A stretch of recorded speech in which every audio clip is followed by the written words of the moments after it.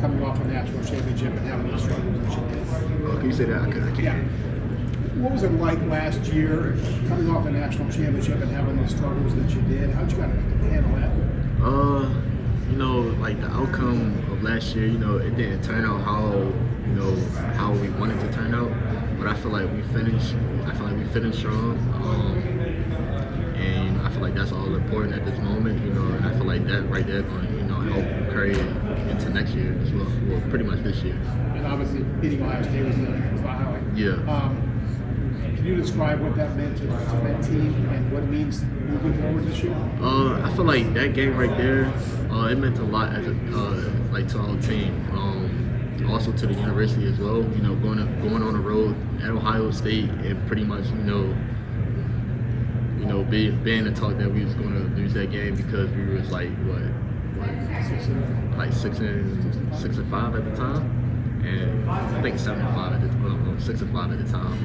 You know, so I feel like when we came out, we pretty much told each other like we don't have nothing to lose. So like let's just go out and just try to like run that season and just dominate them as best as we can. There was a video the other day when you talking about Michigan State, you and some of your teammates. I'm curious, what do you think is giving you guys command of the rivalry so far? The past 3 seasons. You said was giving us like the command. I really say, going into that game, that game right there means a lot to a lot of the guys who like in state. So I feel like when that game come around, I feel like it just shows like, who's like the little bro and the big bro of the state every time we play. What allowed you, even in a rougher season, a down year, to have that success against Ohio State as a team? Like I said, it meant a lot to us, especially like as a team standpoint. Really just like the doubt of like everybody who had against us. So like going out there and pretty much just dominating them in their home stadium, that pretty much showed like how tough we are, and that right there is just going to give us a good lead into this year. You said a lot of people doubted you. Do you feel like the Ohio State players before the game thought they were going to win? Yeah, for sure. Even like that morning of the game, so I woke up that morning, it's a funny story. I woke up that morning of the game, 6 a.m., and for some reason I just turned on the news and just turning on the news and watching the news and just hearing like a lot of people just doubting us, even from like our own fans was doubting us. So at that point in time, I feel like when it was time to go, we pretty much just huddled up, had a talk, and we pretty much just said, man, this all we got, this all we need. Everybody here, whoever got on that bus with us, like this all we need right here to go out and compete. Have you gone against Bryce in practice reps at all? Can you say that again? Have you gone up against Bryce so far? All spring. So pretty much all spring we went against Bryce, also JD as well. I say about both of them. I feel like they both great players. Bryce, he's not no average freshman, especially not no average 17-year-old. I feel like he do everything like a pro. He treat everything like a pro. Like pre-practice wise, he coming out 20 minutes, going over the script by himself. He's got his headphones on, going over the script. He's always in the facility, probably one of the first guys in, one of the last guys out. Sometimes he'll be in there from 1 o'clock in the morning, just in there going around with the receivers. So like, I definitely like everything about him, and also JD and the rest of them quarterbacks as well. So I like that. I like that entire room. It's gonna be a good quarterback, battle, but I feel comfortable with whoever out there. Derrick, Maryland coach Mike Williamson said earlier this week that he felt like he lost his locker room because of the money discrepancies between the players. So how do you guys keep that kind of stuff from pulling you apart in a locker room? So one thing about Michigan, we not too much into like the material things or like money wise or anything like that. I feel like a lot of the guys who truly come to Michigan is because like they really want to be at Michigan, and I feel like that right there, like our brotherhood is something like I just can't explain. It's just something that you just have to see and be a part of. So I feel like when it comes to like NIL or anything like that, it really don't impact our locker room at all. I feel like we really don't talk about it or really be too much into it. What was your reaction when you saw that they were giving a high school kid millions of dollars? In the first, mean, like in the first part about it, it'd be like, yo, are you really giving him like that much money? But at that point, I feel like he deserved it. I feel like he one of the guys who, he worked his tail off for it coming out of high school, and also just seeing him and just seeing how he carry himself, that's right there to show me like he definitely deserved it, and I'm excited for him. And hopefully he makes some more money. So. Derrick, if you had a message for your high school self, what would you tell him? If I had a message for my high school self, I'd probably just enjoy life more. Don't take everything too serious. Get outside of like your shell, open up more, and talk to people more, and being able to connect with people more. And that's it, really. Coming out of high school, I was always, an anti-social person. I ain't like really being around people, but a lot of the older guys, they brought me around, helped me break that shell, and now I'm able to, stand on, podiums like this now and just, speak highly about myself and also the team. Derrick, with all this talk about potential expanded playoff, that would be more voice for the players.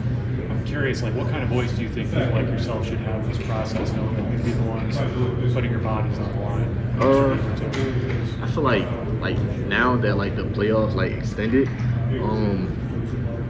when it comes to like spring ball and also camp, I feel like Coach Moore, he do a good job of like making sure like the older guys, getting like less reps, or like having like not that many reps in practice, just so like we can able to like take care of our body and being able to make it to the season.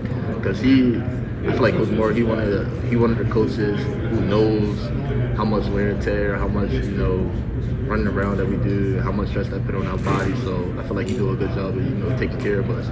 Jeremiah Smith recently said he vowed he will not lose to Michigan again with his college career. What would be your reaction to that? I ain't really got no reaction to it. All I can say is that see y'all in November. If that's how you feel, that's how you can feel. But when November comes around and it's time to play, we're gonna see that. 2023 Ohio State players had to watch you guys win the national championship. What was it like for you to watch Ohio State make First, I'd like to, I congratulate them on the win, but it's not no real win if y'all ain't beat us. So, but I'm gonna congratulate them on their win. But this year is gonna be different. I can't imagine any Michigan player would be rooting for Ohio State, even though they're in the Big Ten. Were you hoping they would lose? What was your thought? I'm gonna say yeah for sure. I was hoping for them to lose, but at the end of the day, they won. They deserved it. They worked hard for it. So can't take anything away from them. Do you guys think about the after the game? Obviously, there was the thing with the flag planting. I don't know if you were involved with that. What's your take on it months later? So first, I'm gonna say I was one of the guys that was involved with it. A lot of people think I was trying to actually plant the flag. I wasn't trying to plant the flag. I was actually trying to just run around the field with the flag. And as me running around with the flag, I got pushed and things like that. So I ended up talking trash. Next flag ended up coming out my hand, and a whole scuffle, turned out. But looking back on that, I probably got like 2 views on it. I feel like I could have did a better job as a leader of like not letting that like get out like that.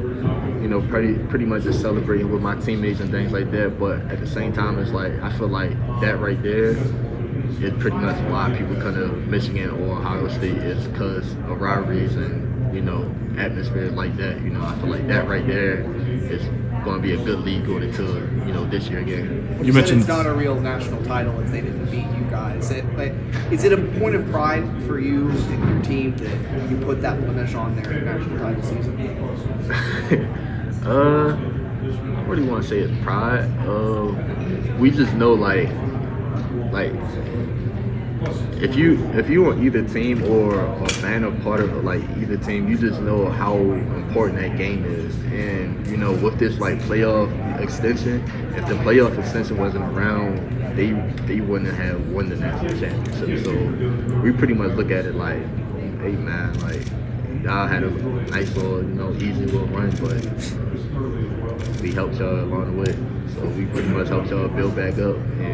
But like I said, they after that game, they dominated everybody that came in front of them. So I gotta give all credit to them.